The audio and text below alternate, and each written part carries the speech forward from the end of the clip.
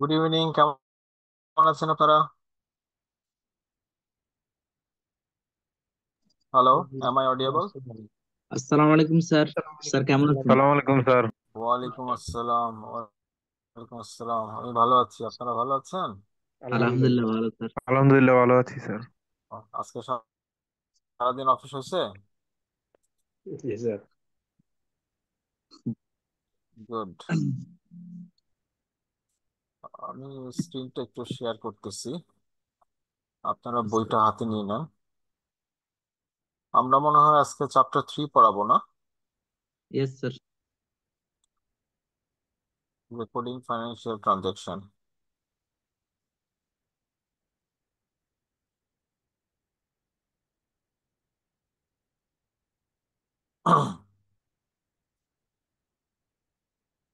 আমার স্ক্রিন দেখা যাচ্ছে?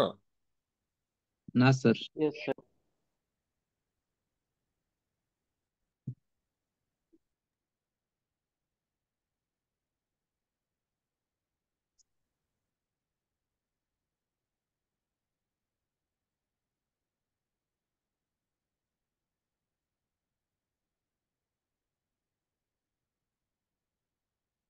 আসছে? Yes, sir. আসছে sir. Yes sir. Recording financial transaction, তাহলে আমরা অ্যাকাউন্টিং এর ডেফিনেশনে কি বলেছিলাম? কেউ কি আমাকে একটু রিমাইন্ড করবেন যে what do you mean by accounting? প্রথম চ্যাপ্টারের Accounting প্রথম is দিন বলছিলাম। accounting is a way of recording, analyzing, and summarizing of the transaction. আচ্ছা, ইয়েস। তাহলে রেকর্ডিং এর আর, আর অ্যানালাইজিং এর এ, আর সামারাইজিং এর এস। আর এ এস, এই তিনটা শব্দ আমি বলছিলাম, র্যাস। এটা Yes, আমাদের sir. বোঝার জন্য খুব সুবিধা। তাহলে আর পড়বো আমরা চ্যাপ্টার 3-তে, অ্যানালাইসিস পড়বো আমরা চ্যাপ্টার 4-এ, আর 5-এ পড়বো আমরা সামারাইজিং। তো আজকে দেখি chapter 3, recording of financial transaction, অর্থাৎ আর এস এর প্রথম পার্ট।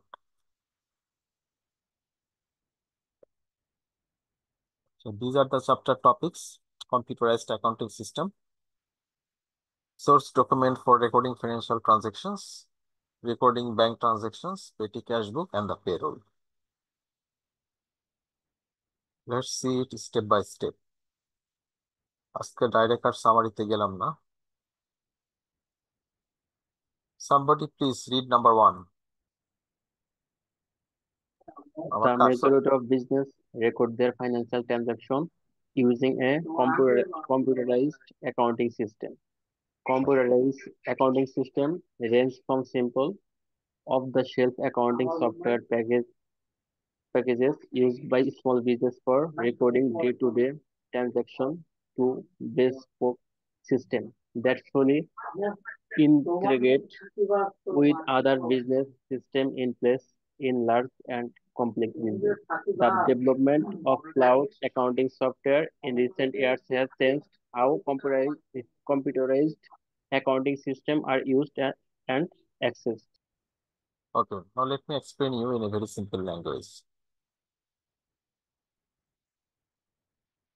আপনারা যে বিভিন্ন কোম্পানিতে যান অথবা কারো ফাইন্যান্সিয়াল রেকর্ডিং চেক করেন, তখন আপনাদের অভিজ্ঞতা কি? How do they keep their record? দু একজন অভিজ্ঞতা বলেন।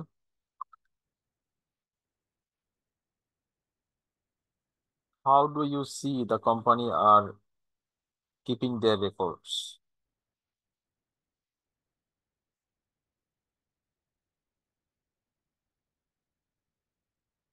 এনিওয়ান? আপনি যে দেখেছেন এরকম দু একটা কোম্পানি অথবা প্রতিষ্ঠান কিভাবে তাদের রেকর্ড মেনটেন করে sir practically? Accounting software use করে। কি software? Sir Tally. Hmm, good. আর আর কেউ? Sir Excel, Word. Word? Word recording use করে? রেকর্ডিং এ, নো অ্যাকাউন্টিং স্যার। রেকর্ডিং এ ওয়ার্ড ইউজ হয় না, এক্সেল ইউজ হয়। You are right. স্যার খালি এক্সেল আর Google spreadsheet. Excel, Google spreadsheet, তারপর একটু আগে যিনি বললেন ট্যালি, এটা ইউজ হয়। স্যার আর অ্যাক্সেসটা ইউজ হয়, মাইক্রোসফট অ্যাক্সেস ইউজ হয়, কিন্তু অ্যাক্সেস তো মানুষ কম জানে, কারণ অ্যাক্সেস হলে তো এসকিউএল বা স্ট্রাকচার কোয়েরি ল্যাঙ্গুয়েজ এটা জানতে হয়। ল্যাঙ্গুয়েজ তো অনেকেই জানে না, আচ্ছা স্যার। বাট ফান্ডামেন্টাল ল্যাঙ্গুয়েজ যারা জানে তারা অ্যাক্সেস ইউজ করতে পারবে। আর সবচেয়ে বেশি ইউজ হয় আমাদের দেশে এক্সেল শিট। জি কারণ স্যার। যে কোনো কম্পিউটার সিস্টেম যদি আপনি কিনতে চান তাহলে দেখবেন দে উইল চার্জ ইউ। একটু আগে যে ট্যালি বললেন, আপনি বলেন তো একটা ট্যালির দাম কত সিঙ্গেল ইউজার? স্যার জানি না, আমি তো ফ্রিতে ইউজ করেছিলাম। ফ্রিতে? How come? স্যার আমাদের ভার্সিটিতে মানে ফ্রিতে ওভাবে করা ছিল, সফটওয়্যার যে ইউটিউব দেখে নামানো সিস্টেম দেখিয়ে দিয়েছে। ফ্রিতে করা যাচ্ছে? ফ্রিতে মনে হয় করা যায় নাই, সামথিং ইজ আহ রং। ই মানে ডেট করা যায় না, ও 30 কি আচ্ছা আচ্ছা। 31 এরকম ইউজ স্যার করা। ওখানে অনেক রেস্ট্রিকশন অনেক কিছু থাকে, অনেক কাজগুলো করা যায় না, আবার কিছু কিছু কাজ স্যার বেসিক্যালি কাজ করা হ্যাঁ, যায় কিছু ওইটা কিছু। ওইটা হচ্ছে গিয়া এডুকেশন মোড। আপনি যেটা বলতেছেন কাজ করছেন ওইটা হচ্ছে এডুকেশন মোড। তো একটা 1 বছরের ট্যালি সফটওয়্যারের জন্য আপনাকে প্রথমে আমি যখন দেখেছি যে 25 থেকে 30 হাজার টাকা দিতে হয়, এবং প্রতি বছর একটা মেনটেনেন্স ফি দিতে হয় 4 বা 5 হাজার টাকা। সো ইট ইজ সবচেয়ে লোয়েস্ট। আর আপনি ফ্রিতে যেটা ইউজ করেন সেটা হচ্ছে এক্সেল শিট। হ্যাঁ, এক্সেল শিটটা দিয়ে আপনি এটা ফ্রিতে অনেক ইউজ করতে পারেন, বা ওইটা একটু কাজ করতে হয়, যোগ বিয়োগ এটা জানতে হয়, লিঙ্ক আপ এটা করতে হয়। আর এছাড়া আছে ইআরপি, হুম, এন্টারপ্রাইজ রিসোর্স প্ল্যানিং। এগুলো কিন্তু অনেক দাম, কোটি কোটি টাকা দাম এগুলো। তারপরে আছে অরাকল বেসড সফটওয়্যার। হ্যাঁ, তারপরে টালি ছাড়া আরো আছে কুইক বুক। তারপরে আছে হচ্ছে গিয়ে জেব্রো। এগুলো ইউজ হয় সাধারণত। কুইক বুকটা একটু বেশি ইউজ হচ্ছে, এছাড়া এক সময় পিচ ট্রিটা অনেক ইউজ হতো। বাট ইউর রাইট যে ট্যালিটা খুব ইউজার ফ্রেন্ডলি এবং অল্প খরচের ভিতরে আমাদের ভালো সার্ভিস দিয়ে থাকে। তাহলে ফাইন্যান্সিয়াল রেকর্ডিং এর জন্য আমরা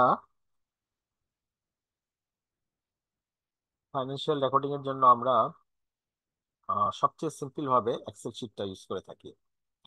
তো আমরা যদি আহ, হাতে লিখি তাহলে দেখেন এক একটা হিসাবের জন্য আমাদের একটা জার্নালের জন্য 2টা করে লেজার ওপেন হয়। হ্যাঁ, প্রথম দিকে, পরে অবশ্য লেজারের পরিমাণ কমে যায়।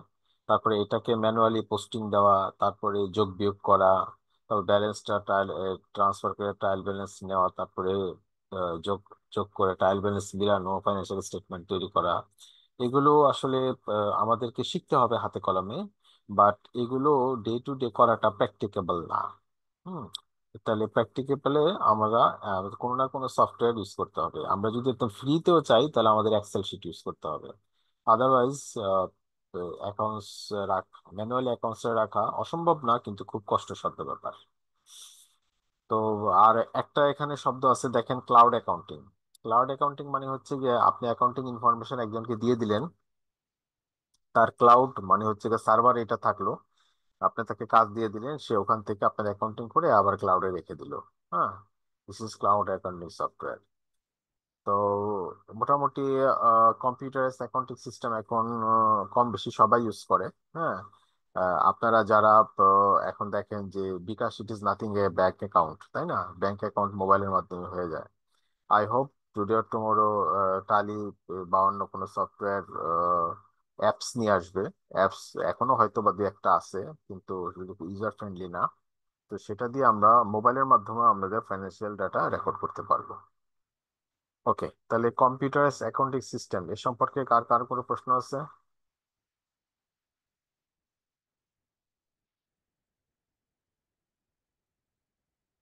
নাই?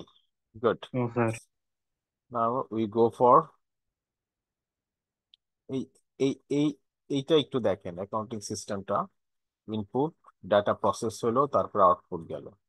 ইনপুটে আমরা সোর্স ডকুমেন্ট, অর্থাৎ একটা নতুন সোর্স হবে অথবা স্ট্যান্ডিং একটা সোর্স থাকবে, এটা প্রসেস করব, আমরা জার্নাল করব, তার মধ্যে লেজার নিব, সে লেজার থেকে যোগ বিয়োগ করব, ক্যালকুলেশন, তারপরে আবার রেকর্ডটা আমরা ট্রায়াল ব্যালেন্সে নিব, ওর থেকে ফাইন্যান্সিয়াল স্টেটমেন্ট তৈরি করব। তাহলে ফাইন্যান্সিয়াল স্টেটমেন্ট যখন আমি তৈরি করব তখন রিপোর্টস, হ্যাঁ, এই রিপোর্টসটা ইউজুয়ালি ম্যানেজমেন্ট রিপোর্ট অথবা ফাইন্যান্সিয়াল রিপোর্ট, ইন্টারনাল এক্সটার্নাল দুইটি হতে পারে। হ্যাঁ, এগুলো আউটপুট হিসেবে বের হবে।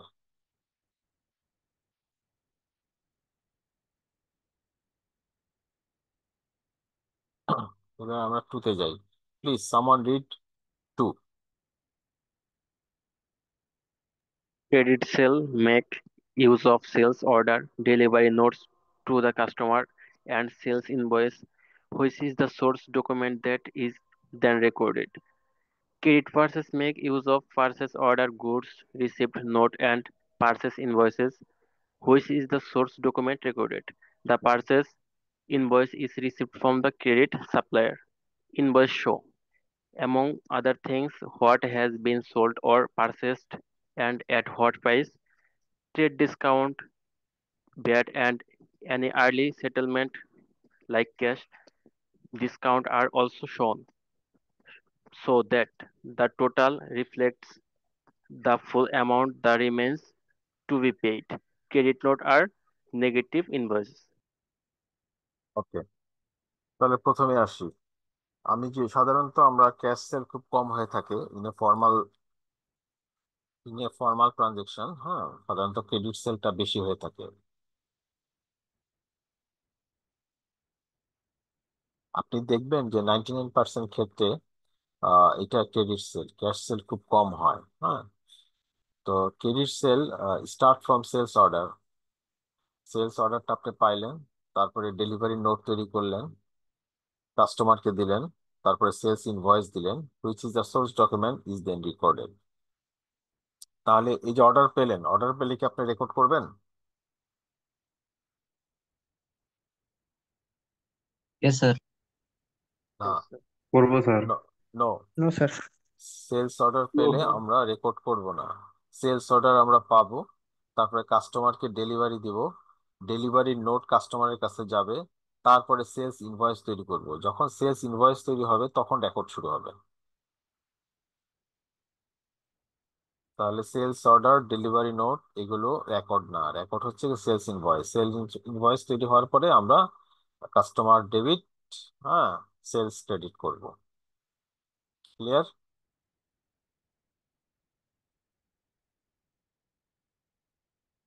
নাও, নাম্বার টু। আমরা ক্রেডিট সেল যেভাবে করলাম, ক্রেডিট পারচেজও ঠিক একই নিয়ম। আমরা পারচেজ অর্ডার দিব, তারপরে কাস্টমার থেকে গুড রিসিভ করব, তারপরে পারচেজ ইনভয়েস দিব। এই পারচেজ ইনভয়েস যখন দিব তখন আমরা পারচেজ ডেবিট আর কাস্টমারকে সাপ্লায়ারকে ক্রেডিট করব। আমরা জানি সেলস এর সাথে কাস্টমারের সম্পর্ক আর পারচেজের সাথে সাপ্লায়ারের সম্পর্ক। ওকে, তারপরে বলছে ইনভয়েস। একটা ইনভয়েসের ভিতরে কোন জিনিস কেনা হয়েছে, কত দামে কেনা হয়েছে, এখানে কোনো ডিসকাউন্ট পাওয়া গেছে কিনা, ভ্যাট আছে কিনা, এগুলো রিফ্লেক্ট হয়ে থাকে। আর একটা ইনভয়েসের ভিতরে কতটুকু পাইলাম আর কতটুকু পাইলাম না, অর্থাৎ ক্যাশ কতটুকু পাইছি আর কতটুকু পাবো সেটাও লেখা থাকে। আর ফাইনালি যখন ক্রেডিট বা ডেবিট নোটস হয়, these are negative invoice. Negative invoice এই সেন্সে, মনে করেন আমি সেল করলাম, তাহলে আমি একটা ইনভয়েস ক্রিয়েট করছি। এখন যদি আমি ডেবিট নোট পাঠাই, তাহলে সেলটাকে আমি ডেবিট করলাম। একটা সেলের এন্ট্রি দেই, যেমন মনে করেন মিস্টার এক্স এর কাছে বিক্রি হয়েছে, তাহলে mister X debit, sale credit. তাহলে মিস্টার এক্স তো রিসিভেবল, হ্যাঁ, তাহলে মিস্টার এক্স ডেবিট করলাম। তাহলে এখন যদি মিস্টার এক্স কে যদি আমাকে পণ্য ফেরত দেয়, তখন কি হবে? Sales return, sales return debit, mister X credit. তাহলে এই যে সেলস রিটার্ন করলাম, এটা একটা invoice, but it is a debit note. ঠিক তেমনি পারচেজ যদি হয়, পারচেজ হিসাব ডেবিট, মিস্টার এক্স ক্রেডিট। তাহলে যদি পারচেজ রিটার্ন হয়, তাহলে পারচেজ যেহেতু ডেবিট, পারচেজ রিটার্নটা ক্রেডিট হবে, তাহলে একটা ক্রেডিট নোট হবে। বুঝা গেল? আরেকটা স্যার পার্সে একটু আরেকবার। বলে দেন। ওকে, একটা সেলস এর জার্নাল দেন।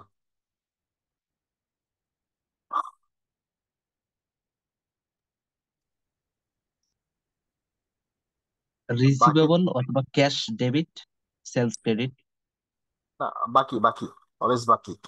ও, রিসিভেবল ক্যাশ, না sir, receivable debit, sales credit. আচ্ছা, এখন যদি পণ্য ফেরত দেয়? স্যার এন্ট্রিটা উল্টে যাবে তাহলে। কি হবে? সেলস রিটার্ন ডেবিট আর রিসিভেবল ক্রেডিট স্যার। রাইট। তাহলে সেলস রিটার্ন ডেবিট করলেন, হ্যাঁ, এটা কিন্তু সেলস ইনভয়েসের অপোজিট। তাই না? হ্যালো, জি স্যার। তাহলে এইটা কি বলতেছে? Negative invoice.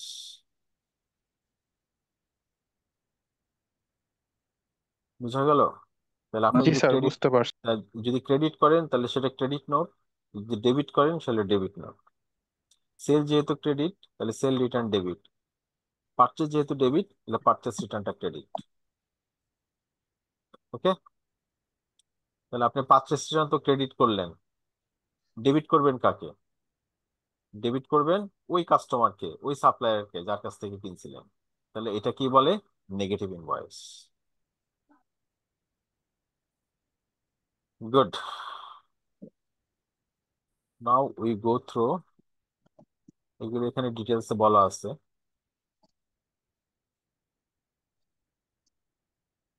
Please go for number 3, someone. Businesses have constant and instant access to their bank accounts via electronic banking. Electronic banking allows a business to create a transaction report at any point in time.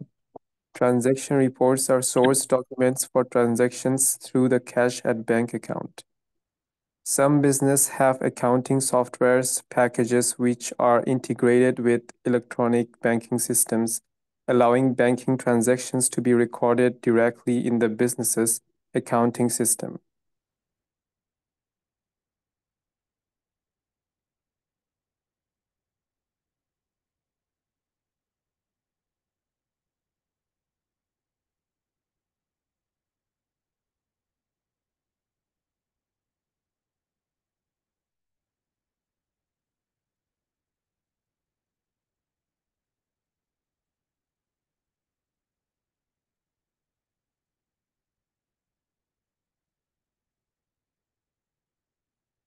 Hello,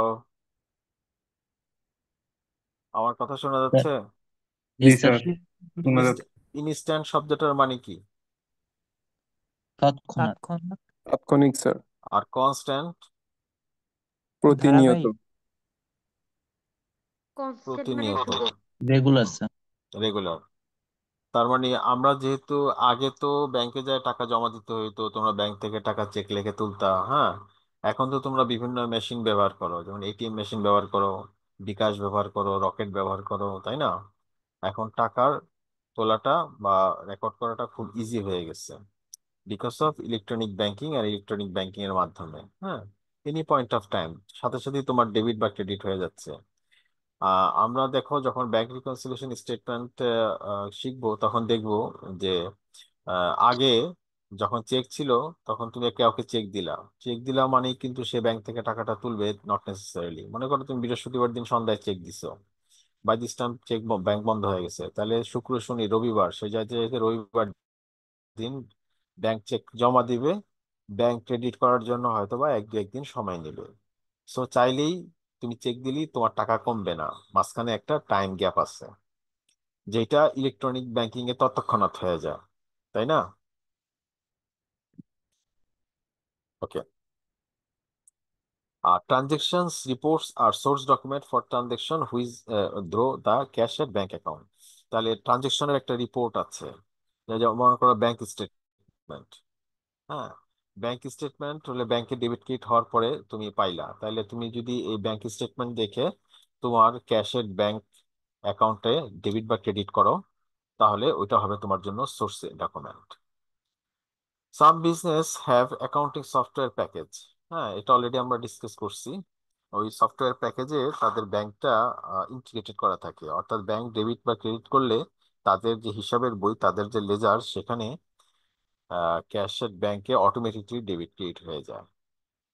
so this is the recording of bank transaction. এই bank transaction খুব crucial হবে যখন আমরা bank reconciliation স্টেটমেন্টটা শিখব। Good, now we go for petty cash book.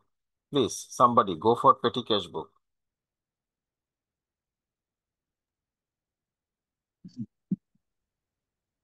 The petty cash book is the record of all payments out of and received into petty cash.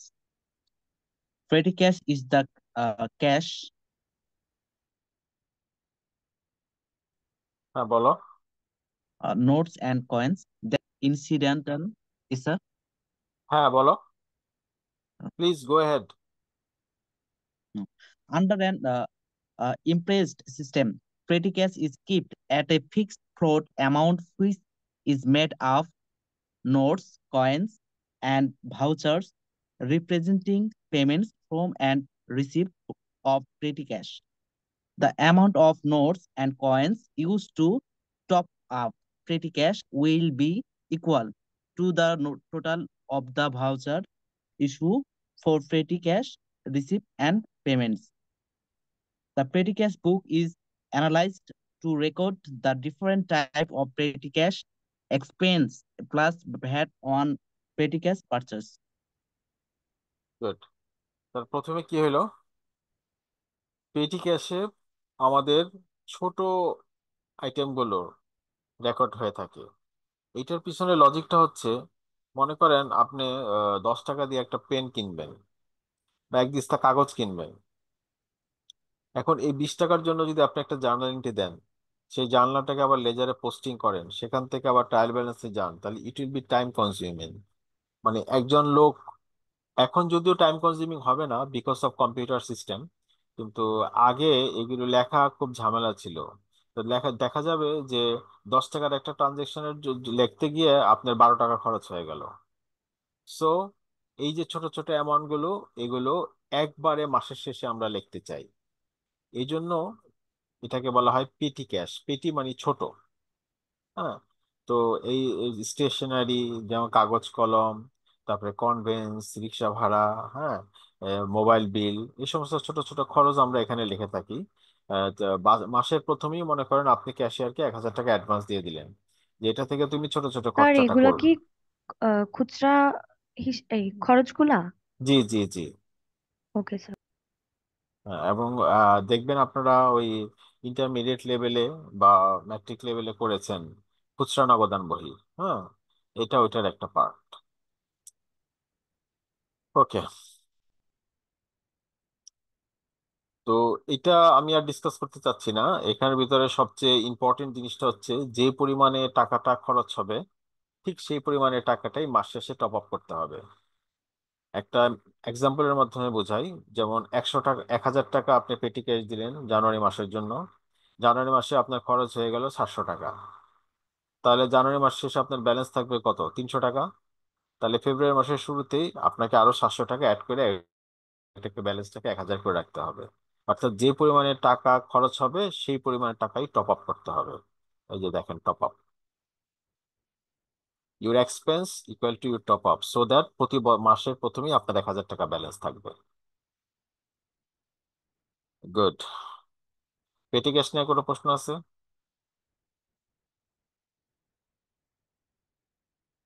নাই।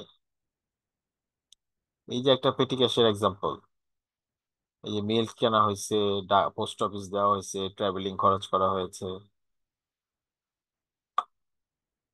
এই যে প্রথমেই 250 টাকা দিয়ে শুরু হয়েছে, তারপরে এই পেমেন্ট গুলি হয়েছে, টোটাল পেমেন্ট হয়েছে,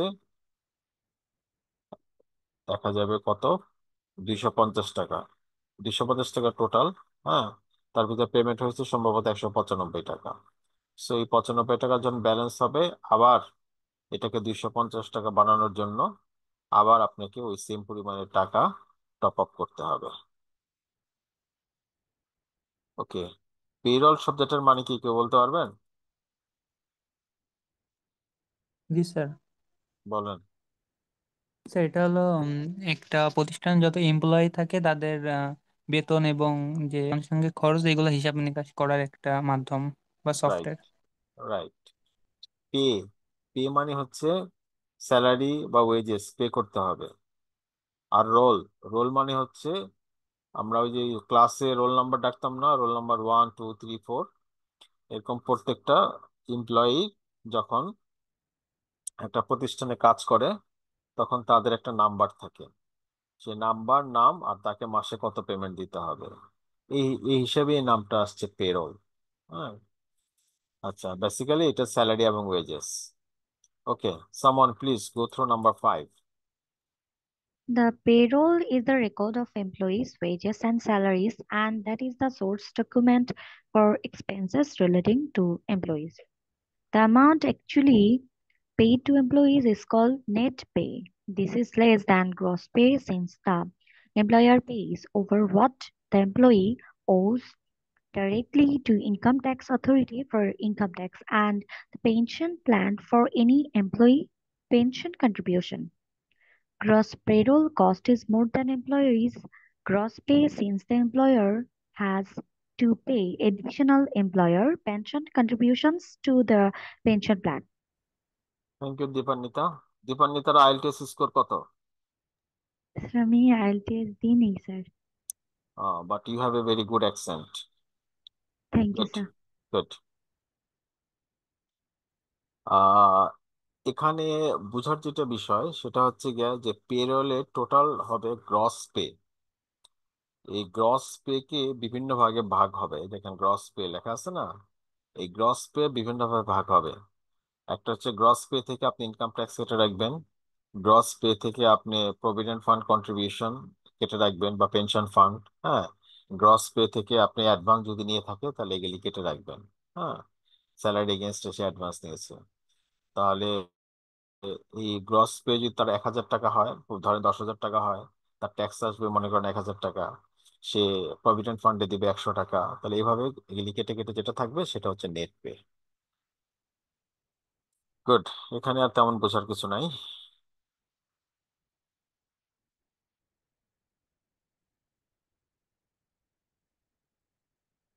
এই যে দেখেন এই অঙ্কটাতে ভিতরে বলানো আছে যে আঞ্জা, হ্যাঁ, তার বিভিন্ন কন্ট্রিবিউশন, এটা গ্রস পে থেকে এটা বাদ দিয়ে 2,300 টাকা তার নেট পে হইলো।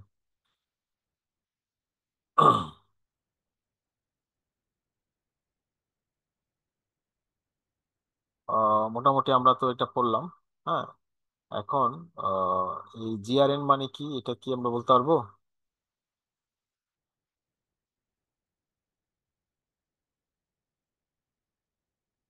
হ্যালো,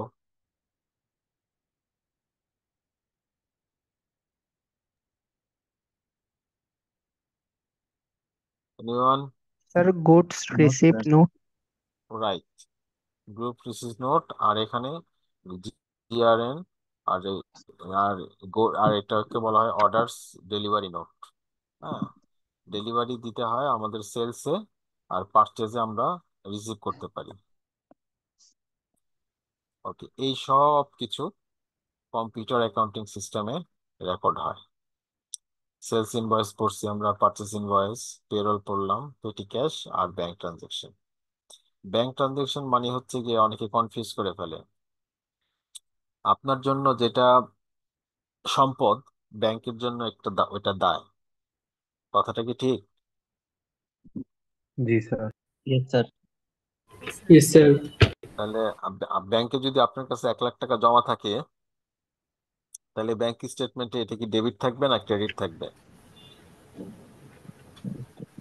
ব্যাংক স্টেটমেন্টে ওটা ক্রেডিটই ক্রেডিট থাকবে। থাকবে স্যার। ক্রেডিটে থাকবে স্যার। কেন, ক্রেডিট হলে লায়াবিলিটি হয়ে গেল না, দায় হয়ে গেল না? স্যার ব্যাংকের সাপেক্ষে এটা ক্রেডিট, আমার সাপেক্ষে ডেবিট। ওকে, তাহলে আপনার ক্যাশের ব্যাংকে ডেবিট থাকবে 1,00,000 টাকা, আর ব্যাংকের ব্যাংক ট্রানজেকশনে ব্যাংক স্টেটমেন্টে আপনার নামে ওইটা ক্রেডিট থাকবে। এই কথাটা স্যার খুব ভালো মতো বুঝতে হবে। আপনি যদি ব্যাংকে টাকা জমা দেন তাহলে ব্যাংকে ওইটা ক্রেডিট হতে থাকবে, আর আপনি যদি ব্যাংক থেকে টাকা তুলেন তাহলে এটা আপনার নামে ডেবিট হতে থাকবে। ওটা স্যার ব্যাংক রিকনসিলিয়েশন করি যে ওই নিয়মে হবে আর কি না sir? Right, okay. Now someone please read number 1, self test question.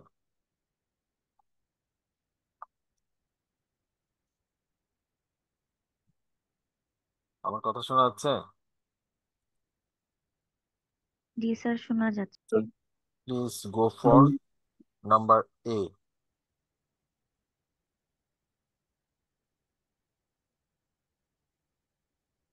Transactions are processed in the computerized accounting system at the point at which they occur.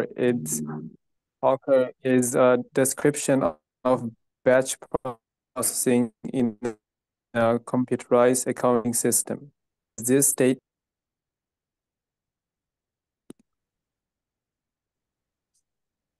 Hello, জি স্যার, this আপনার কথা শোনা যাচ্ছে।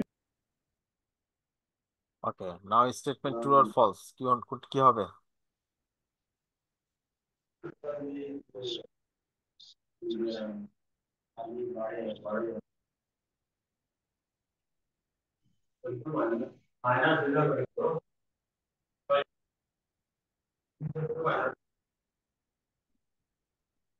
হ্যালো,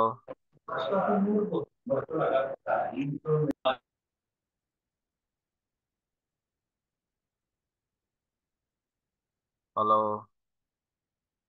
জি স্যার, স্যার শোনা আপনার কথা যাচ্ছে। শোনা যাচ্ছে। স্যার আসসালামু আলাইকুম। ট্রু হবে না ফলস হবে? স্যার, ব্যাচ প্রসেসিং বলতে কি বোঝানো হয়েছে? Batch processing is a computer true মনে হচ্ছে। হ্যাঁ, রাইট, এটা ফলস। তার কারণ হচ্ছে কি, ব্যাচ প্রসেসিং না, এটা হচ্ছে রিয়েল টাইম অ্যাকাউন্টিং। আমরা ট্রানজেকশন যখন প্রসেস করি কম্পিউটারের সিস্টেমে, যখন এই ট্রানজেকশন গুলি ঘটে, হ্যাঁ, তখন তখন এটা কোনোভাবে এটাকে আমরা ব্যাচ প্রসেসিং বলি না। ব্যাচ প্রসেসিং কোনটা বলি? যে বিভিন্ন ব্যাচে যদি কাজ হয়, যেমন ব্যাচ এ, আপনারা আগে জামাতে ব্যাচ পড়তেন না, বা শোল্ডারে ব্যাচ পড়তেন, মানে কি এই ব্যাচের ভিতরে অত নাম্বারের স্টুডেন্ট উনি, তাহলে একটা ব্যাচ পরীক্ষা দেয়, তাই না? আমরা বলি না 91 এর ব্যাচ, 92 এর ব্যাচ, বলি তো? তাহলে আমরা ব্যাচ প্রসেসিং করি না। আমরা যখন একটা ইন্ডিভিজুয়াল ট্রানজেকশন হয়, তখন আমরা একটা ইন্ডিভিজুয়াল ট্রানজেকশনের সোর্স ডকুমেন্ট ধরে তাকে জার্নাল এন্ট্রি করি in a computer accounting system. So it is false. Okay, now go for number 2, please.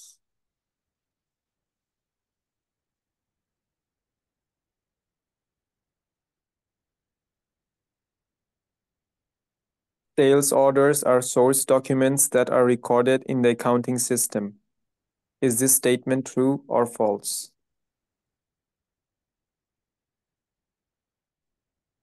এটা ফলস হবে স্যার। কেন? সেলস অর্ডার আমরা কিন্তু সোর্স ডকুমেন্ট মেনে নিতে পারি না, যেহেতু আমাদের এটা নির্দিষ্ট একটা প্রক্রিয়ার মাধ্যমে এটা আমার ইনভয়েস ক্রিয়েট করা লাগে। আমরা একটু আগে বলছি যে প্রথমে সেলস অর্ডার হবে। সেলস অর্ডার হলে গুডস ডেলিভারি নোট হবে। গুডস ডেলিভারি নোট হওয়ার পরই আমরা ইনভয়েসটা ক্রিয়েট করতে পারবো। So sales order, goods delivery, these are not source document. Source document is sales invoice. Yes,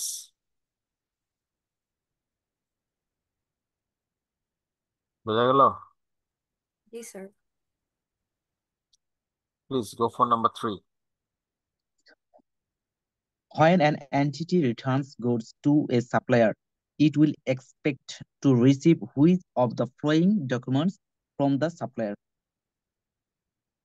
Option A, invoice. Option B, credit note. Option C, purchase order. Option C, goods receipt note.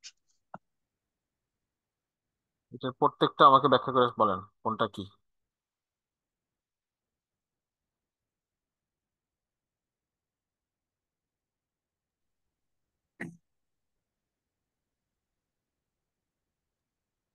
Sir, invoice হলো আমরা যখন মানে প্রোডাক্টটাকে sell করি তখন আমরা একটা invoice create করি।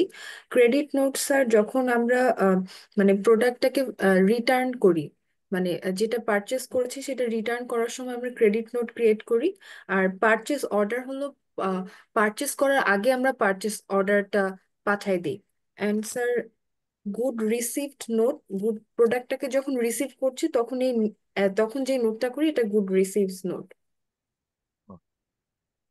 তাহলে এখানে কোনটা হবে? বি,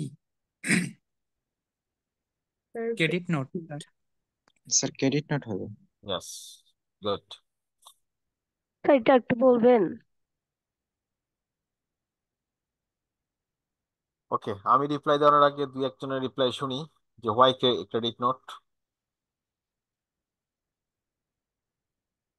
স্যার কোনো একটা পণ্য যখন আমরা বিক্রি করি তখন আমরা সেটার ইনভয়েস তৈরি করি, বাট ওইটা যখন আমরা আবার ফেরত পাই তখন এটা আমরা ক্রেডিট নোট তৈরি করি। হুম। আপনাকে একটু বুঝতে হবে এটা সাপ্লায়ার। হ্যাঁ, সাপ্লায়ার মানে কি পারচেস, আর সেলস মানে কি কাস্টমার। এই দুইটা লিঙ্ক তো আপনারা বুঝেন না? স্যার জি স্যার। তাহলে কাস্টমার, ডেটার্স, সেলস, এটা হচ্ছে এক পক্ষ। আর অন্যদিকে পারচেস, পেয়েবল অ্যান্ড সাপ্লায়ার, এটা হচ্ছে আরেক পক্ষ। তাহলে এখানে সাপ্লায়ার বা পারচেস হচ্ছে, তাহলে এটা পেয়েবল হবে, তাই না? তাহলে আমরা সাপ্লায়ারের কাছ থেকে কি পণ্য কিনি, তাহলে পারচেস ডেবিট, সাপ্লায়ার ক্রেডিট, তাই তো? জি স্যার। Yes, sir. আচ্ছা, আমরা যদি রিটার্ন করি তাহলে কি হবে? পারচেস যেহেতু ডেবিট, তাহলে পারচেস রিটার্ন ক্রেডিট। তাহলে পারচেস রিটার্নকে আমি ক্রেডিট করছি আর ওই সাপ্লায়ারকে ডেবিট করছি। তাহলে পারচেস রিটার্ন একটা কি হবে? একটা ক্রেডিট নোট ক্রিয়েট হলো। Credit ঠিক notes. সেম ইজ ঠিক same is true for customer or debtors. Okay, now go for number 4। Sir একটা বিষয়ে অ্যান্সার হতে চাচ্ছি sir.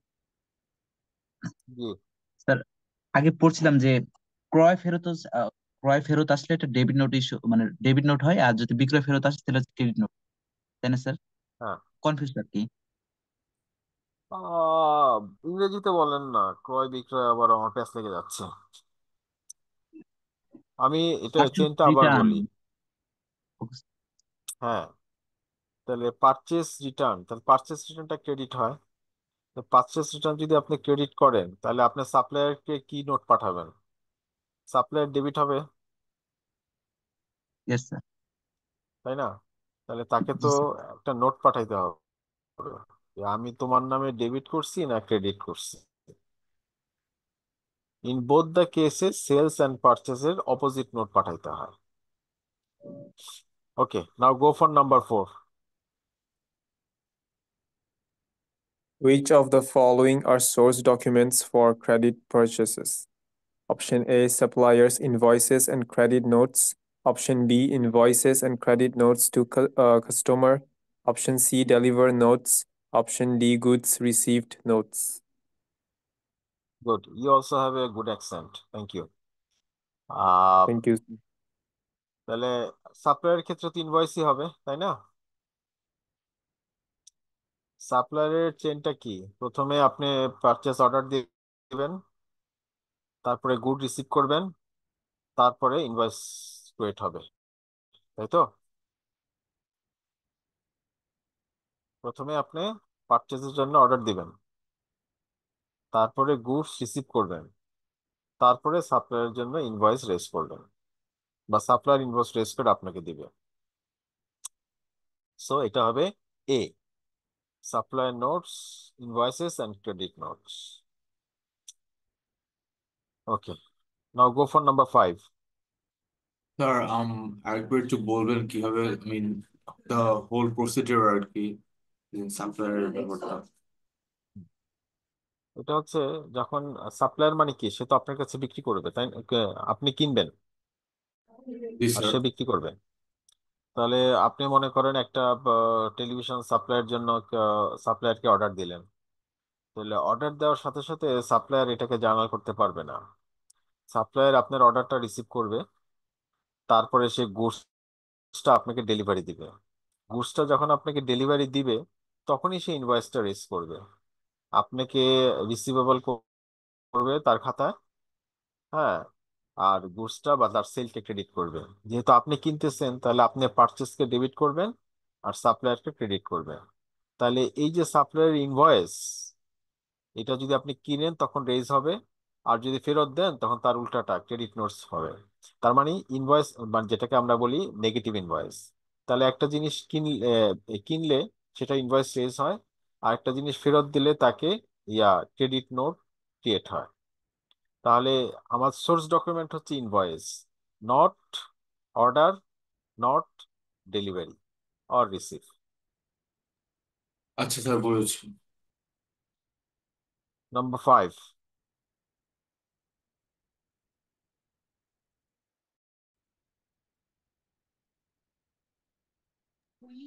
Which of the following documents would be issued by a supplier if it was discovered it had overcharged its customer by currency unit 400? Option A, a remittance advice. Option B, a debit note. Option C, a credit note. Option D, a supplier invoice.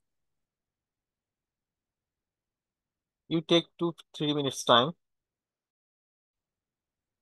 and try to figure it out. It's a bit tricky.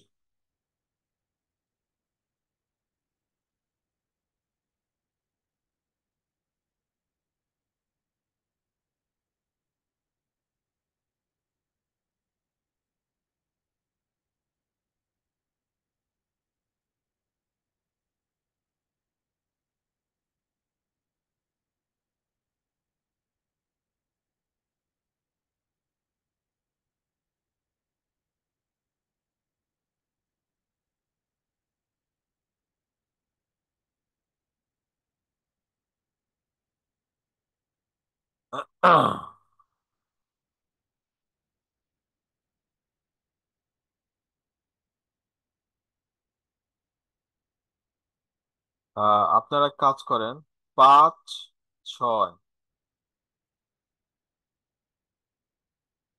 7টা তো easy, 8 আর 9। ঠিক আছে, 5 আর 6 দুইটা একসাথে দেখেন, একটু গবেষণা করেন 5 আর 6 নিয়ে। একটু ট্রিকি আছে এটা।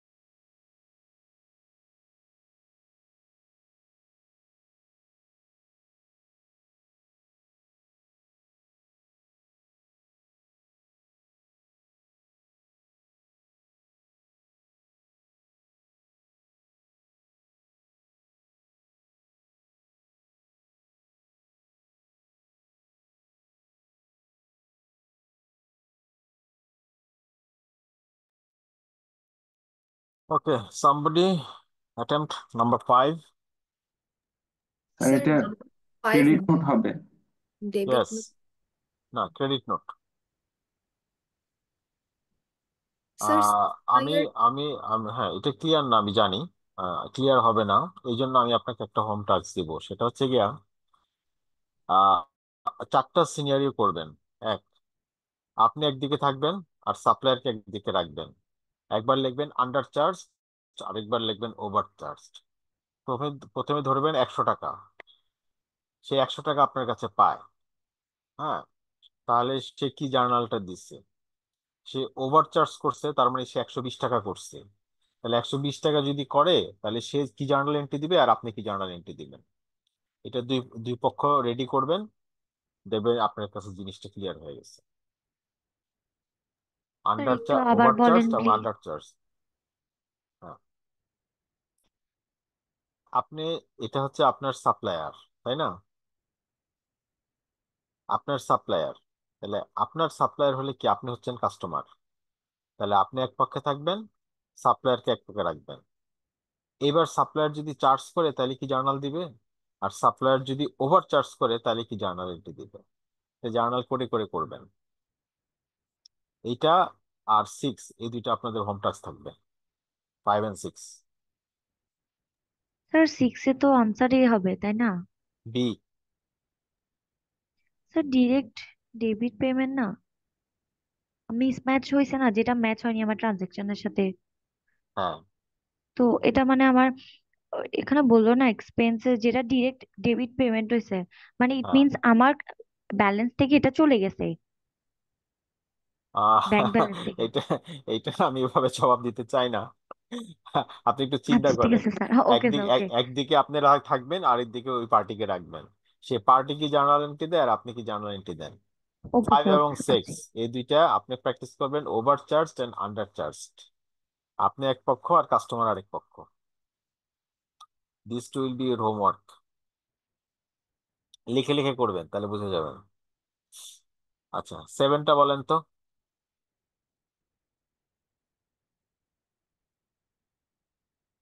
This statement is false.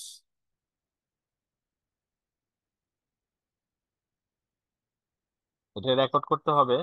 সমস্যা শুধু একটাই, এটা রেকর্ড করতে হবে মাসের শেষে একবার।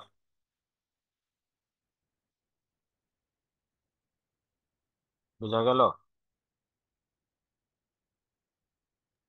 জি স্যার। এখানে এখানে লেখা আছে ডাজ নট। এখানে যদি ডাজ লেখা থাকতো তাহলে আপনি এখানে দিতেন true.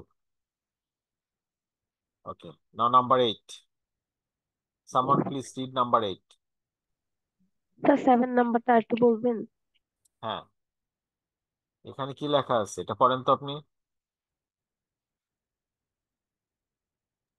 Expenditure that has been incurred via petty cash does not need to be recorded in the accounting system.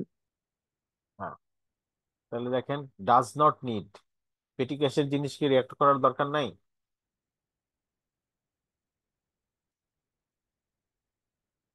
পেটি ক্যাশের খরচ রেকর্ড করবেন কি করবেন না? স্যার করব। করবেন। ওখানে লেখছে ডাজ নট, এই জন্য এটা false.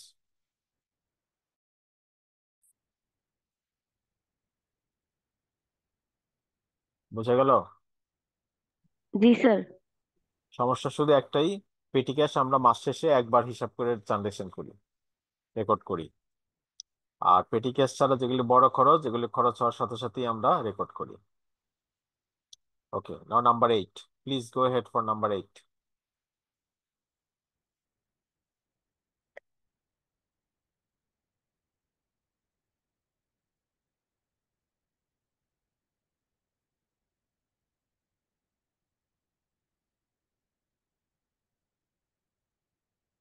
Come on, please go for number 8. Petty cash is controlled under an impressed system. The impressed amount is CU 100. During a period, payments totaling CU 53 have been made. এখন requirement হচ্ছে how much needs to be reimbursed at the end of the period to restore petty cash to the impressed account? Option A হচ্ছে 100, B 53, C 47 and D হচ্ছে 50। Yes, Ashraful বলেন কোনটা হবে? Sir এটার answer সম্ভবত 47। 53 হবে স্যার।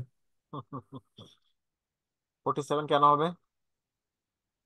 স্যার আমার আমার এখানে খরচ হয়ে গেছে 53, এজন্য আমাকে আবার 100 মানে পরবর্তী মাসে বা হ্যাঁ আমাকে ওইটা আবার পূরণ করতে হলে আমাকে আবার বাকি যে অ্যামাউন্টটা থাকে ওইটা পূরণ করতে হবে আর কি, নিয়ে আসতে হবে। না না, মানে আবার একটু চিন্তা করেন। 53 হবে স্যার। আমার তো যেটা খরচ হয়েছে সেটাই তো আমার আবার ওই টাকাটা লাগবে। রাইট। ইয়েস, একটু সরি একটু স্যার, আগে, ওইটা টপ আপ হইতে আবার হ্যাঁ 53 টপ আপ করতে রাইট, হবে। এই জন্যই টপ আপ বলতেছি যে আমার 53 যদি খরচ হয় তাহলে 53 টপ আপ হইতে হবে যদি আমার 100 ব্যালেন্স রাখতে চাই আমি। Good. Now sir go for এখানে নাম্বার। হ্যাঁ স্যার এখানে তো 100 টাকা দেওয়া হয়েছে কিন্তু খরচ হয়েছে 53 টাকা, তাহলে হচ্ছে যে হ্যাঁ, মাস তাহলে শেষে তাহলে 53 100 টাকা টাকার দেখানো ব্যালেন্স বাকি মাস, টাকাটা রিটার্ন নাকি? না না না না, সব সময় প্রত্যেক মাসের শুরুতে 100 টাকাই থাকবে। তাহলে জি জানুয়ারি মাসে যদি 53 টাকা খরচ হয় তাহলে জানুয়ারি মাসের শেষে ব্যালেন্স কত থাকবে? 47। তাহলে জি। যদি আমি 53 টাকা আবার ভরি তাহলে ফেব্রুয়ারি মাসের 1 তারিখে আবার আমার 100 টাকা ব্যালেন্স নিয়ে শুরু হবে। ও, তাহলে যে তার পরিমাণে মানে পরের খরচ, মাসে হচ্ছে যে এই 53 টাকা যে ঘাটতিটা হচ্ছে মানে এই মাসে হ্যাঁ রেকর্ড করার জন্য তখন 53 দিয়ে 100 আবার ফিল আপ করে দিবে, তাই তো? রাইট, যত মনে ওকে রাখতে স্যার, হবে থ্যাংক ইউ। যত পরিমাণে খরচ তত পরিমাণে টপ আপ করতে হবে যদি ব্যালেন্স সেম রাখতে হয়। Okay sir. Now go for number 9। The sir cost imprest of সিস্টেমটা বুঝিনি। কোনটা? Imprest system. Imprest system. জি স্যার। এই ইমপ্রেস সিস্টেমই তো আমরা বলতেছি। ইমপ্রেস সিস্টেমটা হচ্ছে আমরা ছোট ছোট খরচগুলো আমাদের সুবিধার জন্য মাস শেষে একবার করে থাকি। তার কারণ ছোট খরচ 5 টাকা 10 টাকা এগুলো লিখতে গেলে অনেক সময় ব্যয় হয়, দেখা যাবে 5 টাকার খরচ রেকর্ড করার জন্য আমারও আরো 5 টাকার ম্যান পাওয়ার লাগতেছে। So it will be nonsense. So জি আমরা স্যার। এই ছোট ছোট খরচগুলো মাসের শেষে একবারে যখন করি এটা কি বলা হয়? Impress system. এখানে এই এক্সাম্পলে আমরা 100 টাকা মাসের প্রথমে দিয়ে দিয়েছি, সারা মাসে আমাদের 53 টাকা খরচ হয়েছে। তাহলে মাস শেষে যদি আমার 47 টাকা ব্যালেন্স আছে, তাহলে আমি যদি মাস শেষে মাস পরবর্তী মাসের শুরুতে আবার 100 টাকা নিয়ে শুরু করতে চাই, তাহলে 53 টাকা আমার খরচ হয়েছে, তাহলে 53 টাকায় আমাকে আবার টপ আপ করতে হবে। তাহলে আমার আবার পরবর্তী মাসে 100 টাকা দিয়ে শুরু হইলো ব্যালেন্সটা পরবর্তী মাসের পেটি এক্সপেন্সের জন্য। জি স্যার, থ্যাংক ইউ। এবার please go for number 9। the cost of the cost of employers' net income contributes is part of a company's net pay, gross pay, wages and salaries cost, income tax charge. Sir option C, wages and salaries cost. Yes, net পেটা হচ্ছে গিয়া gross pay minus income tax and contribution. Gross পেটা হচ্ছে গিয়া net pay plus tax plus contribution. আর wages and salaries কস্টটাই হচ্ছে কোম্পানির জন্য, কোম্পানির এমপ্লয়ার মানে তো কোম্পানি, তাই না? তার খরচ। আর ইনকাম ট্যাক্স চার্জটা কোম্পানির খরচ না, এটা ইন্ডিভিজুয়ালের খরচ। So number C is the correct answer. Sir NI এর ফুল ফর্মটা বলবেন? Okay. NI contribution. National insurance. না, এনআই কন্ট্রিবিউশন তো ভুলে গেলাম, এখানে আছে তো। ন্যাশনাল ইন্স্যুরেন্স কি? নেট ইনকাম এই যে এখানে মেবি। আছে, না না, এই যে এখানে আছে এনআই কন্ট্রিবিউশন, কোথায় যেন দেখলাম, এই যে gross pay plus employers NI.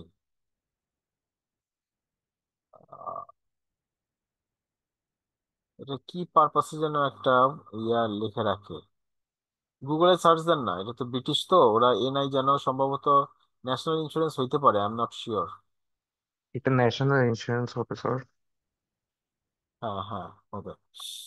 ওকে, আমরা এখন মোটামুটি চ্যাপ্টারটা শেষ করলাম। এখন আমরা দেখেন আপনাদের সেলফ ইন্টারেক্টিভ কোশ্চেন আছে, এই ইন্টারেক্টিভ কোশ্চেনটা আপনারা একটু করেন। এটা ফোন না। 10 employees of gross এত per annum between এত and এত, its made employees এত, paid এত to the plants. ওকে, এটা হচ্ছে কোশ্চেন 4। কোশ্চেন 3টা দেখি, নাম্বার 3।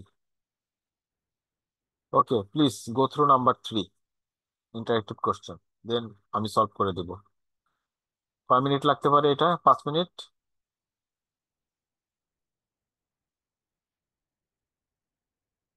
হ্যালো? জি স্যার, জি 5 স্যার, মিনিট শোনা এনাফ। যাচ্ছে। 5 মিনিট, ওকে, ট্রাই করেন 5 মিনিট, দেন আই সলভ ইট।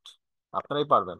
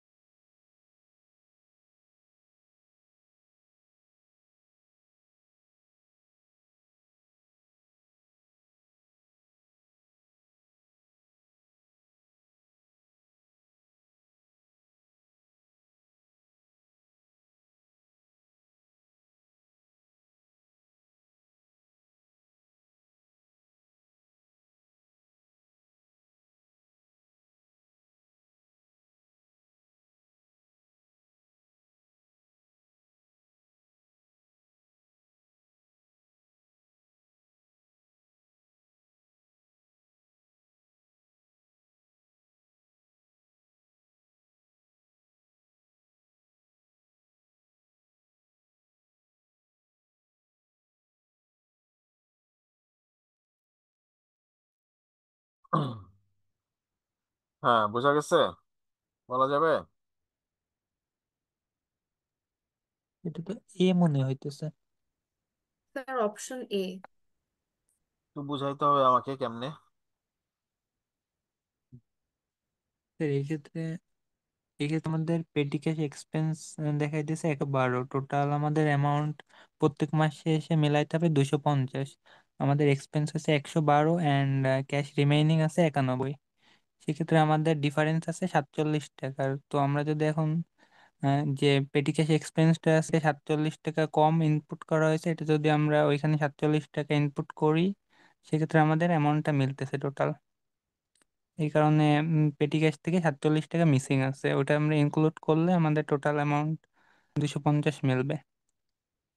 হ্যাঁ, অন্যভাবে আমরা বলতে পারি যে ভাউচার, 47 টাকার ভাউচার নাই। জি স্যার। ওকে, বি কেন হবে না? স্যার এমপ্লয়ির স্যালারিটা মানে পেটি ক্যাশ থেকে দেওয়া হয় না, ওটার জন্য আলাদা পেরোল থাকে এই জন্য। ধরেন এই ওয়ানকে দেওয়া হইলো,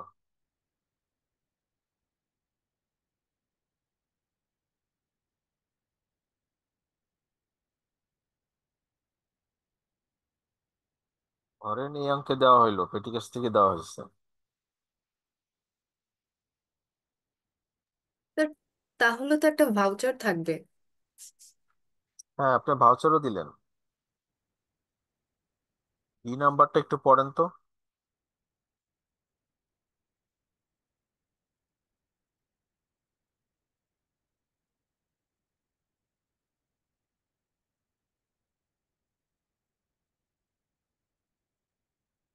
হ্যালো?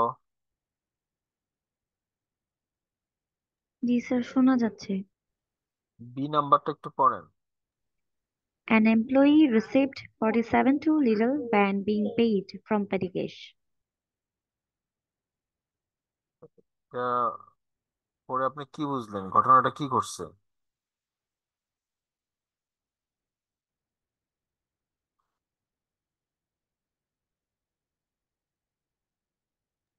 মানে এটা হচ্ছে স্যার, এমপ্লয়ি টাকা পেয়েছে, মানে রিসিভ 47 টাকা, 47 টাকা পেয়েছে, টু লিটল মানে কম, when being paid from the petty cash, petty cash থেকে যেটা পেড করা হয়েছে, দিয়ে দেওয়া হয়েছে, বাট দিয়ে দেওয়া হলে তো ওটা রেকর্ড করা হতো,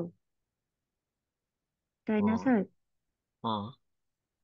এখন দিয়ে দেওয়া হলে তো রেকর্ড করা হতো, এখন তো রেকর্ড করা হয়নি, মিনস এটা ভুল। হুম। কিন্তু ঘটনা হচ্ছে গিয়ে সে 47 টাকা কম নিয়েছে, তাই না? জি স্যার।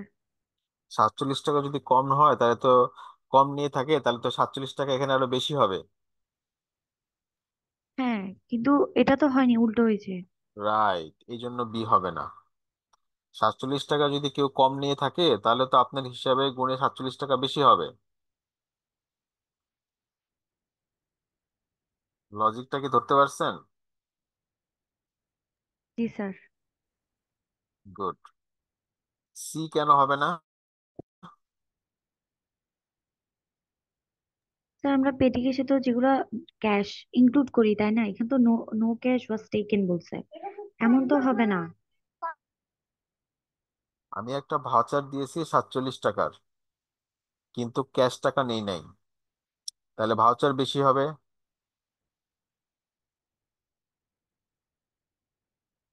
হ্যালো? জি sir. G sir. A voucher for 47 was put in petty cash box, but no cash was taken. তাহলে ভাউচার আসছে কিন্তু টাকা যায় নাই, এখানেও 47 আরো বেশি হবে, শর্ট হবে না।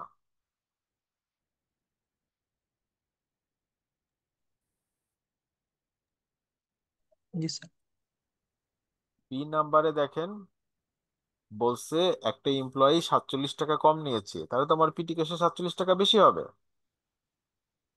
সি নাম্বার একই, আমার ভাউচার আছে, টাকা নেওয়া হয়নি, তাহলেও 47 টাকা বেশি হবে, কারণ ভাউচার যখন আসবে তখন তো টাকা বের হয়ে যাবে, তাই না? 10 টাকা খরচের ভাউচার আসলো, 10 টাকা কমে যাবে। কিন্তু এখানে বলছে ভাউচার আসছে কিন্তু ক্যাশ যায় নাই, তাহলে এখানেও 47 টাকা বেশি হবে। সো স্যার বোথ এটা দ্য কি কেস, ভাউচার অ্যামাউন্টে বেশি হবে না স্যার? হ্যাঁ ভাউচার বেশি হয়েছে, তাহলে ভাউচার যখন আসবে তখন টাকাটা বের হয়ে যাওয়ার কথা। তাহলে ভাউচার আসছে মানে কি, ভাউচার আসছে কিন্তু টাকা যায় নাই, তাহলে টাকা গুনতে বেশি হবে। জি sir. For this to reason 47 47 B তেও বেশি হবে, 47 সি তেও বেশি হবে। কিন্তু ডি তে কি হয়েছে, the amount of cash remaining was miscounted, অর্থাৎ 91 টাকা আমার মিসকাউন্ট করা হয়েছে, and was overstated by 47। 47 যদি ওভার স্টেটেড হয় তাহলে আরো 47 যোগ করতে হবে, তাহলে এটা হয়ে যাবে 94। কিন্তু আমাদের রিমেইনিং ব্যালেন্স হচ্ছে 91, দ্যাটস ওয়াই ডিও হবে না।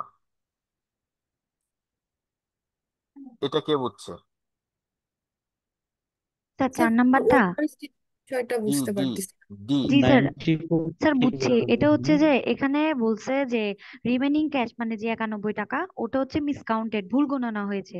কিন্তু আবার আরেকটা কথা বলা হয়েছে, সেটা হচ্ছে ওয়াজ ওভারস্টেটেড বাই 47, মানে যদি আমি 47 টাকা বেশি গুনি তাহলে আমার তো এই যে 91 টাকায় আসে, এটা তো মিসকাউন্ট হলো না। ওভারস্টেট, আহ না, ওভারস্টেট। আমি আচ্ছা, আমি একটা কথা বলি যে সে you have $5 and it is overstated by $5, তাহলে আপনার কাছে কত টাকা থাকবে, কত টেন ডলার থাকবে? Dollar 10 dollar. Right, right, 5 + 5 10, over stated. তাহলে এখানে ওভার স্টেটেড 47, মানে 47 তো আছেই, আবার 47 লেখা হয়েছে, তাহলে টোটাল 47 ইন্টু 2 মানে হবে 94। তাহলে আমার ক্লোজিং ব্যালেন্সটা হবে 94 যদি আমি করতে ওভার স্টেটেড হইতো, কিন্তু এখানে ক্লোজিং ব্যালেন্সটা আছে 91। So D is not correct. Very technical, কে বোঝে নাই? স্যার বি নংটা কেন কারেক্ট না একটু বলবেন? বি, হ্যাঁ স্যার। বি না ডি? Sir B.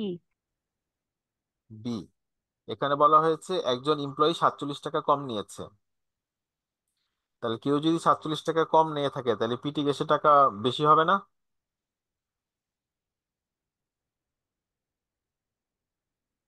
হ্যালো, জি স্যার। এখানে কম হয়েছে। সি ইজ ট্রু, তার ভাউচার বেশি হয়েছে কিন্তু টাকা বের হয় নাই, তাহলে এই পরিমাণে 47 টাকা বেশি থাকবে। ডি হচ্ছে ওভার স্টেটেড বাই 47, তাহলে কোনো জিনিস যদি ওভার স্টেটেড হয় তাহলে একটা দিয়ে আর, তাহলে 47 × 2 হবে 94, কিন্তু এখানে ব্যালেন্স আছে 91। সো এই ইজ দ্য কারেক্ট আনসার। এটা একটু বাসায় বারবার চেষ্টা করবেন। নাও উই গো ফর নাম্বার 4, আমাদের সময় 4 আসছে। ঠিক একইভাবে নাম্বার 4টা করে ফেলেন, 5 মিনিটস টাইম।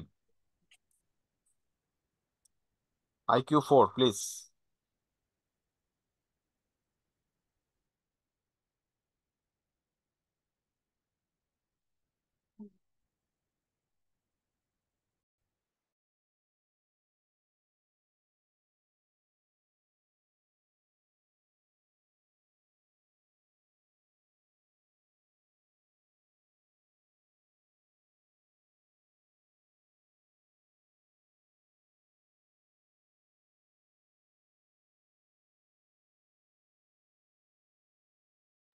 স্যার সিকোয়েন্সটা একটু বলে দিবেন প্লিজ।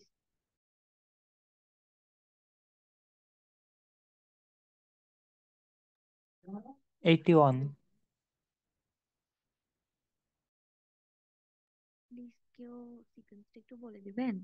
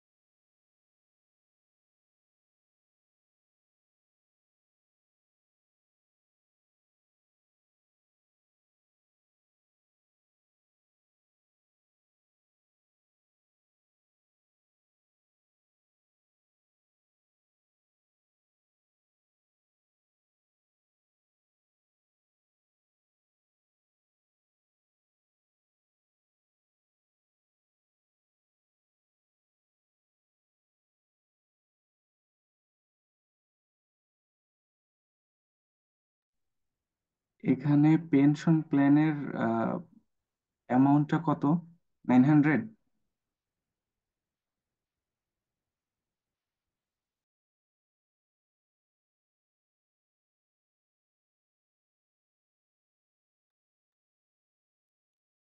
বইয়ে তো 900ই আছে। Thank you. এখানে লাগতেছে কোনো টাইপিং মিস্টেক হয়েছে। আচ্ছা, বইয়ে যেহেতু 900 আছে তাহলে এটা মনে হয় 900ই হবে।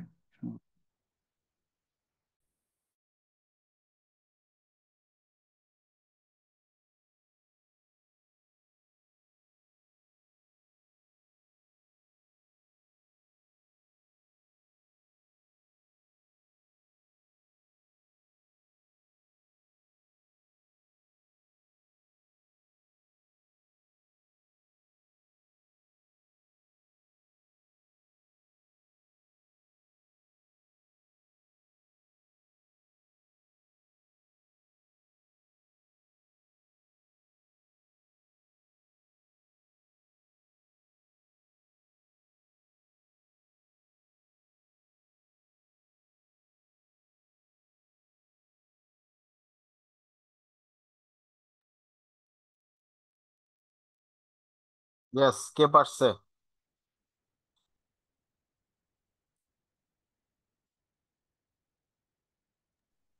স্যার 70,300 হবে সম্ভবত। ইয়েস, বাট কিভাবে? স্যার এই যে উপরে যে ইকুয়েশনটা আছে যে এমপ্লয়ের নেট পে, তার সাথে উইথহোল্ডিং ট্যাক্স যোগ হবে, তার সাথে পেনশন প্ল্যানটা যোগ হবে, আর টোটালে পেরোলটা বের হবে। এখানে পেরোলটা দেয়া আছে, এখন আমাদের ট্যাক্সটা হচ্ছে আপনার পেনশন কত? স্যার 20,900। 20,900 আপনি কোথায় পেলেন?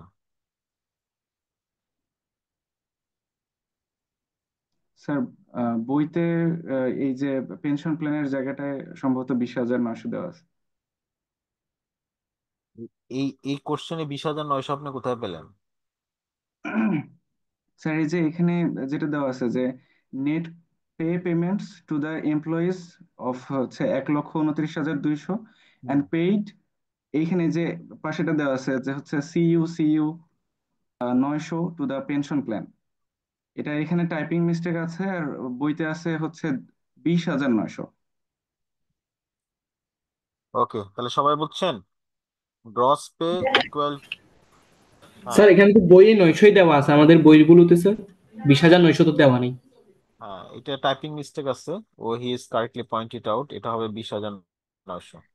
স্যার একটু বুঝাই বলেন প্লিজ। স্যার ম্যাথটা একটু লেখেন, বুঝিয়ে দেন। লেখেন gross equal to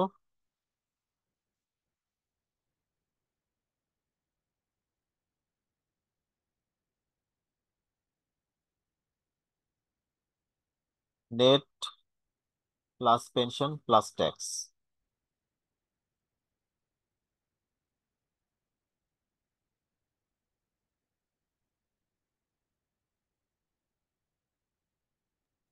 sir net net plus pension plus কি বলেন শেষে? Plus tax.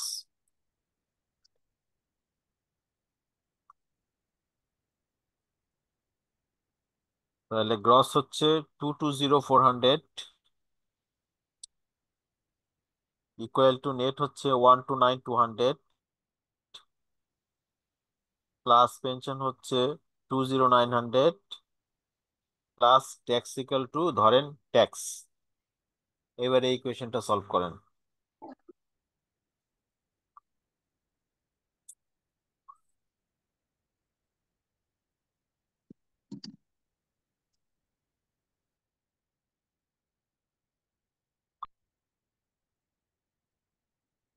হ্যালো, জি স্যার, শুনতে পাচ্ছি আপনাকে। তাহলে এখন ওই ট্যাক্সের ইকুয়েশনটা সলভ করেন।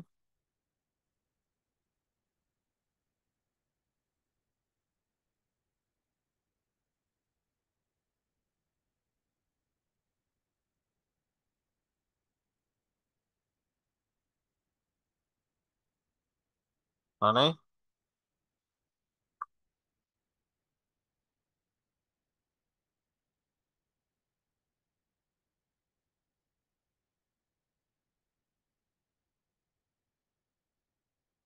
Hello. There are 40,000. Go no. Sir 70,300 sir. Yes, আটকে যাও না কেন ইয়েস, রাহি? Yes, yes. দেখেন এটা এভাবে আটকাও, এটা লিখবেন, গ্রস হয় নাই, ইকুয়াল টু নেট আটকানো হয় নাই। প্লাস পেনশন প্লাস আটকানোর ট্যাক্স। পর এদিকে তাড়াতাড়ি চাপ দিয়ে না। এই তোর মা ডাকে ঢুক দেখ ওহো, একটু অফ করে নেন। ডাকে দেখ।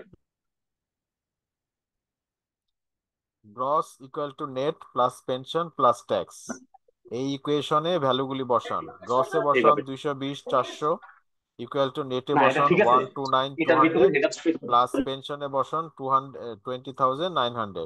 এখন ট্যাক্সের জন্য এটা সলভ করেন, তাহলে দেখবেন ইকুয়েশনটা হবে 70,300। So gross equal to pension plus tax. Yes, pension plus tax plus insurance. Sir ট্যাক্সের অ্যামাউন্টটা কিভাবে পাচ্ছি? টোটাল পেরোল কস্ট থেকে হচ্ছে নেট পে গ্রস আর গ্রস পেনশনের থেকে, টাকাটা বাদ দিলেই পাওয়া হ্যাঁ, যাচ্ছে। গ্রস থেকে নেট পে বাদ দেন, গ্রস থেকে পেনশন প্ল্যান বাদ দেন। সমীকরণে সাজাইলেই হবে, টেক্সটটা লেফট সাইডে নিয়ে এসে পড়েন আর বাকিগুলো রাইট সাইডে। Yes, just solving the equation. Okay, আর কার কোনো কোশ্চেন স্যার আছে? স্যার গ্রস পে এর ওখানে স্যার পেরোল টোটাল কস্টের অ্যামাউন্টটা বসাবো যে? ইয়েস, স্যার কেন? স্যার গ্রস এর ওটা তো স্যার দেয়া আছে। গ্রস ইকুয়াল টু, আপনি ওই যে এই গ্রসটাকে, এইটা না, এই যে total payroll cost, total payroll cost equal to net pay plus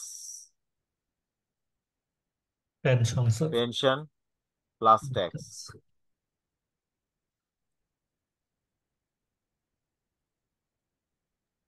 sir ফার্স্টের লাইনে যে 1,90,000 যেটা আছে ইরিলেভেন্ট, এটা ইরিলেভেন্ট, গ্রস পেমেন্ট হবে না? এটা ইরিলেভেন্ট। Okay sir. কনফিউজ করার জন্য দিছে এটা। 10 এমপ্লয়িজ, এখানে শুধু ফান্টাব লিমিটেড বলছে। Made a net pay to the employees of এত অ্যান্ড পেড এত, আপনাকে বলছে total payroll cost. Okay sir. তো ঠিক আছে, সবাই ভালো থাকেন। জি স্যার, আসসালামু আলাইকুম। নেক্সট ক্লাসে আবার দেখা হবে স্যার ইনশাল্লাহ। স্যার সেলফ টেস্ট থেকে স্যার কোয়েশ্চেন ছিল। জি sir, thank you sir. Self test থেকে তো হোম টাস্ক দিলাম, ওই হোম টাস্ক দুইটা করে আনেন নেক্সট ক্লাসে।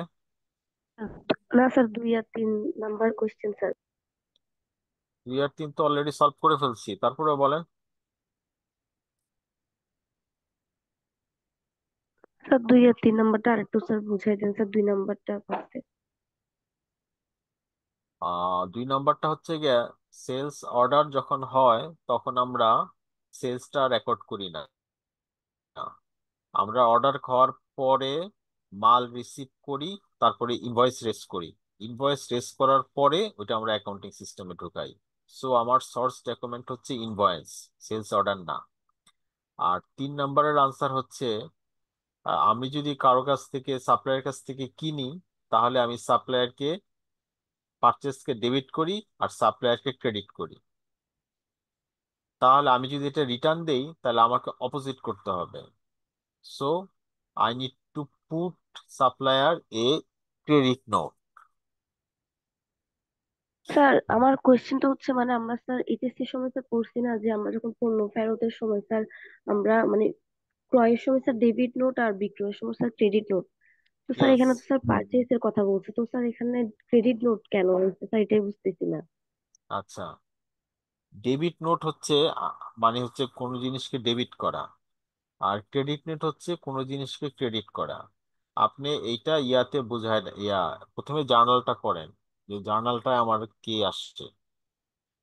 সাপ্লায়ার যদি হয় তাহলে পারচেজ ডেবিট, সাপ্লায়ার ক্রেডিট আসবে, তাই না? জি স্যার। আচ্ছা, আমি যদি পারচেজ রিটার্ন দিই তাহলে কি হয়? Purchase return debit,